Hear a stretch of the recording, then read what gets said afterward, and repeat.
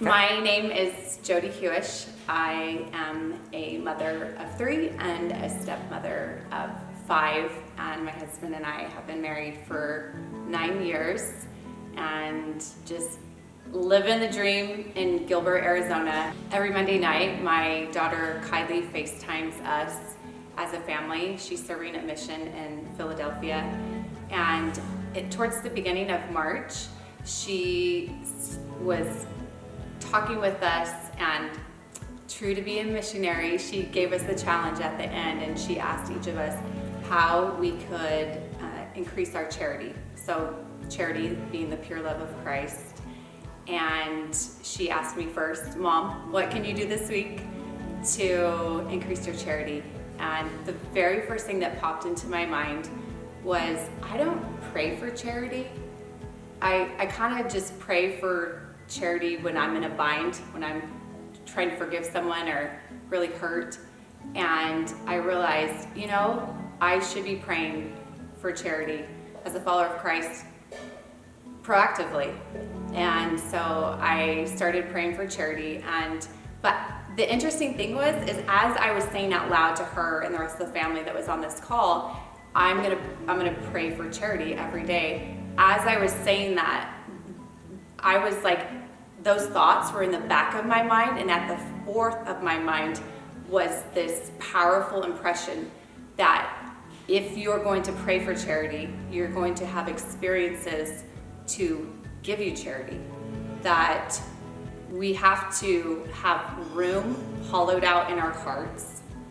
There's things we need to get rid of in order to receive that charity. So I had a very strong impression in the beginning of March that I was going to have experiences as I was praying. And so I had been praying for about 2 weeks for the gift of charity. And meanwhile, my sister and her husband had decided to go to Poland for their spring break. And the whole family was this was so left field. And we were all just so inspired by them and in awe. And of course they would do something like this because that's just the brave, amazing, giving people that they are. I was a single mom, and I know personally firsthand the generosity of Marcy and Lance Foster and the rest of my family. And so this was no surprise. I started thinking about it, and it kind of just started as a thought of, well, I can kind of go. We only have one left at home, in the home right now. He's 16, and I just started thinking, I could go. I have the time to go. My husband is always supporting whatever I want to do.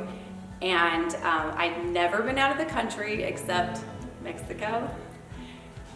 So never been across seas, don't speak the language, don't know how to drive over there, don't know how to set everything up.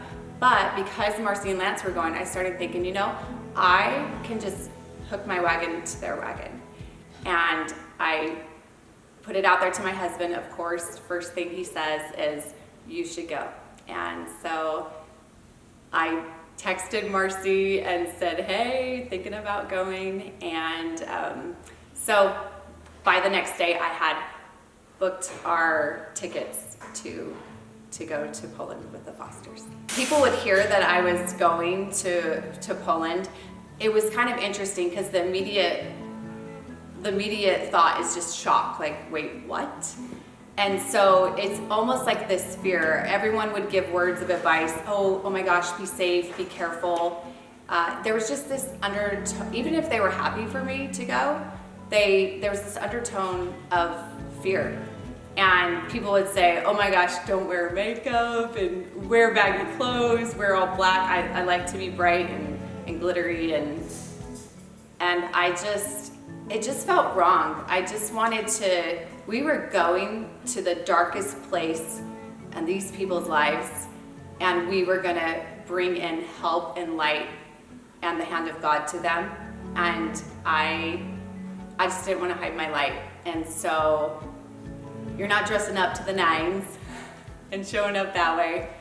But I just wanted to be me, and that was one of the joys of going, was meeting these sisters in their darkest place and bringing light and being able to be yourselves. I think we can all do something because we're not given fear. We're given faith.